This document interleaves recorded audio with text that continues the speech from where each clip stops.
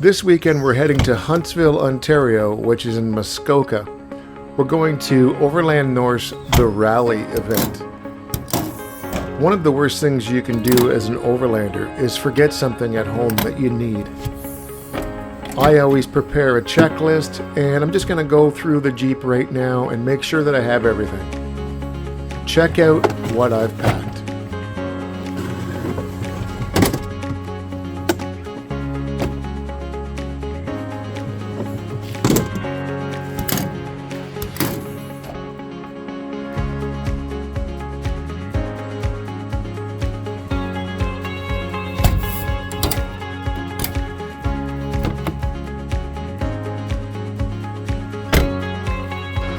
Looks like we have everything, so now we're heading 5 hours up north to the event. Once we arrive, there is a long trail to the get-together, which is great because you won't be able to hear the road traffic when you're trying to sleep at night.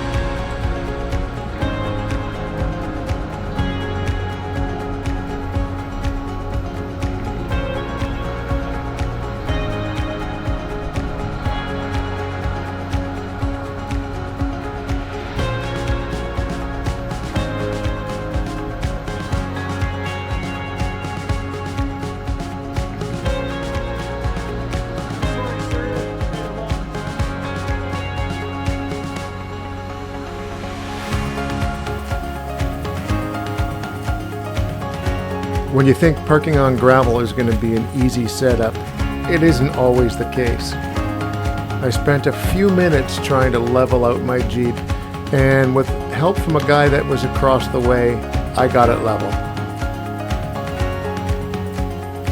You don't think it'll slide on the cement?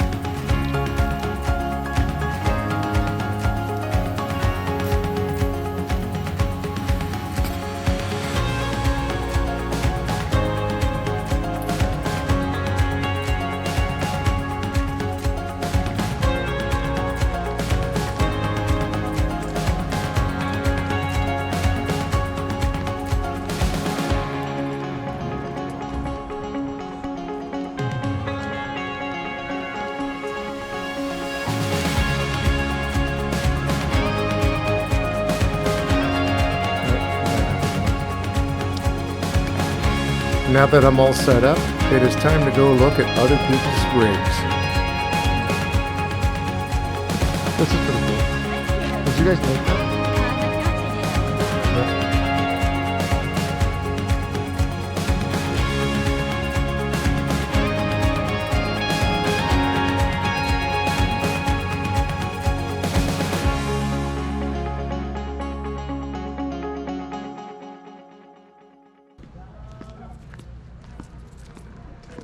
Yeah, that looks familiar.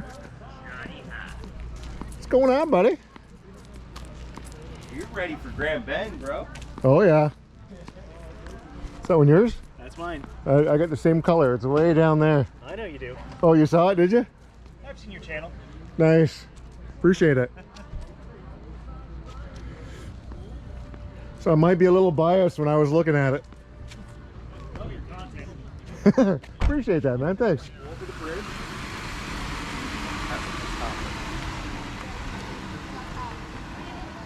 Never heard of that, have you? Mm-mm. I'll be honest. I've never seen a raccoon when I was raised up. There is a lot of Jeeps here today, which is pretty awesome because at Albion Hills there was not. And it looks like Dino's here. Dino, where are you, buddy? That's awesome. Look who we got here. This is Dino from Cheaper Jeeper TV. Greetings. You never know who you're going to find at one of these gatherings.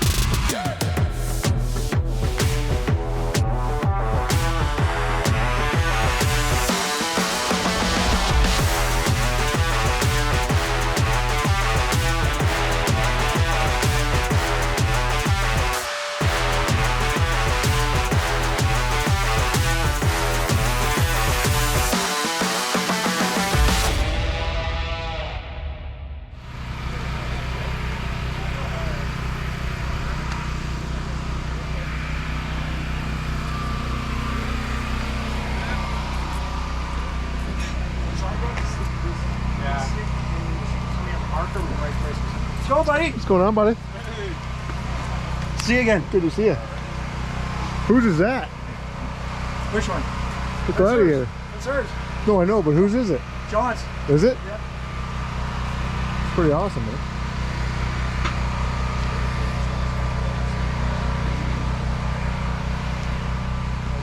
Going to look at other people's setups took longer than I thought it was going to. By the time I got back to my Jeep, my fire had gone out and I had to restart it to get supper going.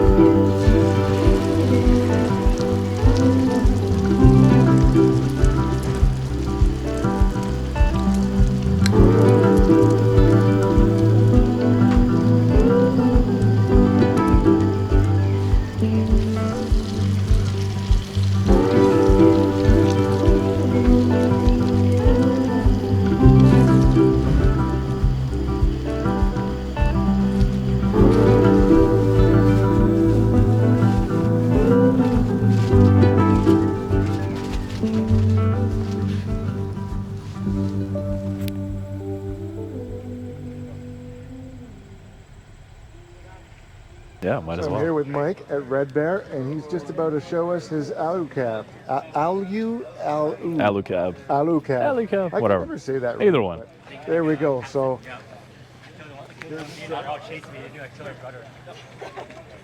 and there it is, all set up. And you literally put this up 4 hours ago, you said. Yes, that's right. I literally finished just before I headed out for Huntsville and to be here just in time for Overland North.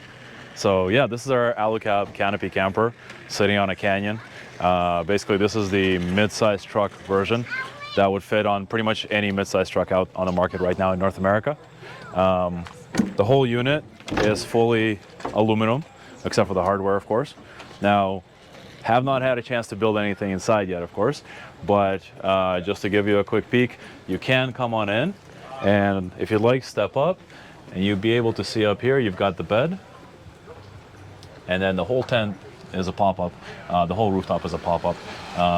The bed section also fully lifts up and is self-supporting up on the ceiling, so you don't have to worry about keeping things in there. It's no problem throwing some blankets and throwing pillows and things like that. It's got lots of space and a very heavy-duty struts that'll support all of that. You've got in total just over 8 feet of length for the sleeping space for the mattress. So, you know, no matter how tall you are, you've got plenty of space to actually be comfortable up there. And it's a very heavy-duty, nice, thick mattress that gives you a comfortable sleep. Beyond that, you've got your side panels, of course. We haven't fully accessorized this yet. We've got an awning on the top. This is the 270 degree shadow awning from Alu-Cab. It's their original design. I mentioned that because they've got a couple of new ones coming out that will be here next spring. Here we would next put some molly panels so you could do some storage, whether it's gas tanks, propane tanks, all that kind of stuff. We've got bags that are going to be attached to here, and we're actually working with Adventure Trail Gear to for him to put out some Canadian-made, real awesome canvas bags that'll be mounted to Alu-Cab lines. Here's where you would normally mount if you're looking to put in a propane heater. Most people will put it up over here with a little chimney coming out. We're still debating whether we're going to put a diesel heater inside this because we also sell diesel heaters. Thanks, Mike. That was a really awesome setup. Here is a bird's eye view of what showed up this weekend.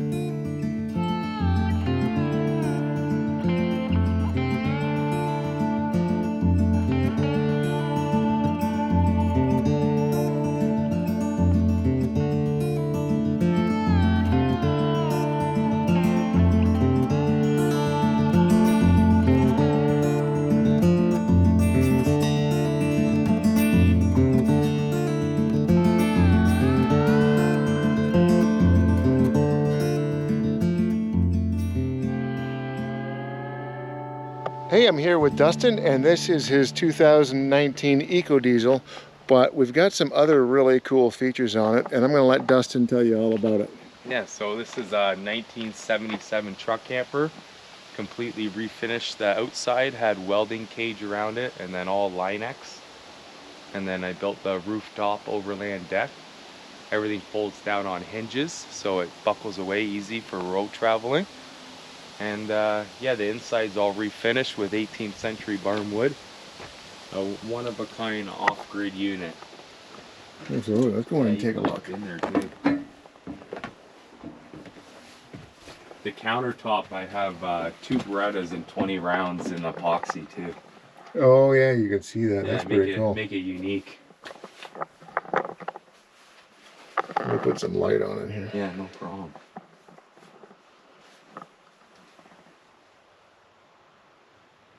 Yeah, that's pretty cool.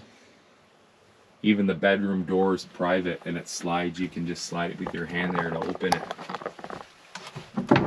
Oh yeah. It's all a private area. All 18th century wood too. And you've got all kinds of drawers. I love them. Yeah, old barnwood and deer antlers from South Dakota. I made the handles. Very cool.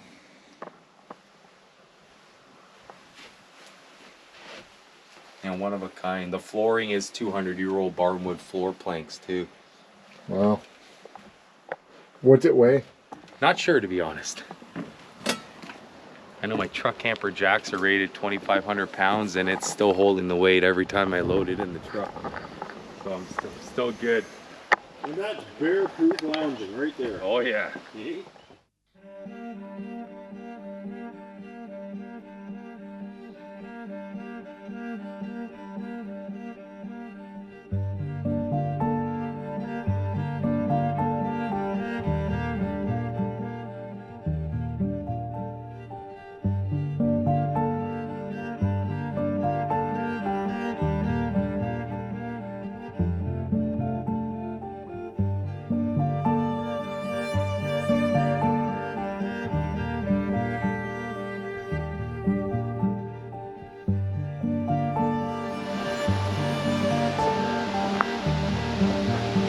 This is the first pink 4xe I've seen.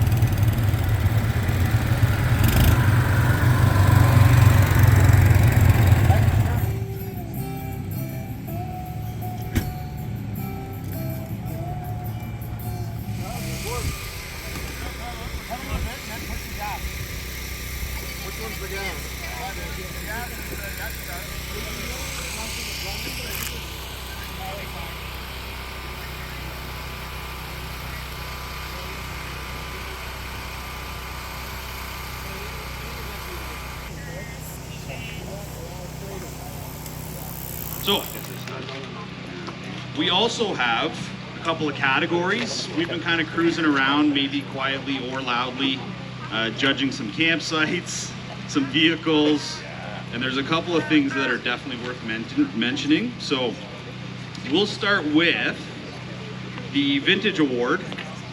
Not a ton of vintage rigs here this weekend, but the one that is definitely worth noting. Where's Henry Stinson in that beautiful Series 3? Where are you, buddy? Is that it? There he comes. He's coming? Henry, you just won something!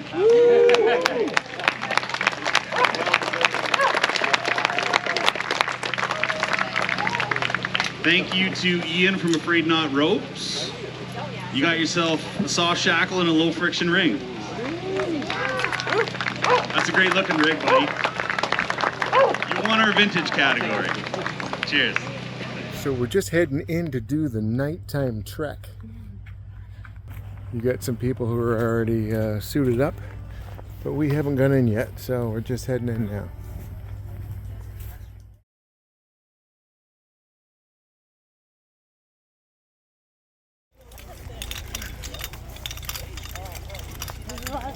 Sorry, kid. Last time you're gonna see your mom. I love you. You're gonna be frozen to a tree and can't come down. I'm definitely getting that on video.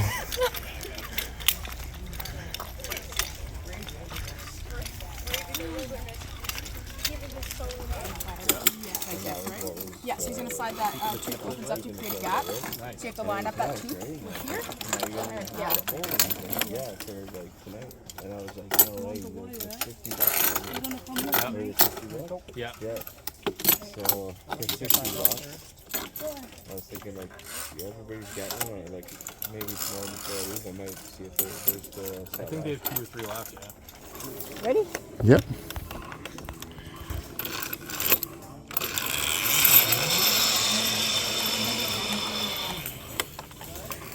That was really an awesome evening and an amazing weekend. I want to thank Christian and Luke and everybody else involved with Overland North for hosting this event, and I hope you guys keep on doing these events. It rained a little bit during the night, and it was pouring rain first thing in the morning. So I figured Tracy and I would quickly pack up and hit the road early before we hit gridlock on the highways trying to head home. I'm going to call that a wrap for this week. Please give it a thumbs up if you enjoyed it, and we'll see you guys again next week.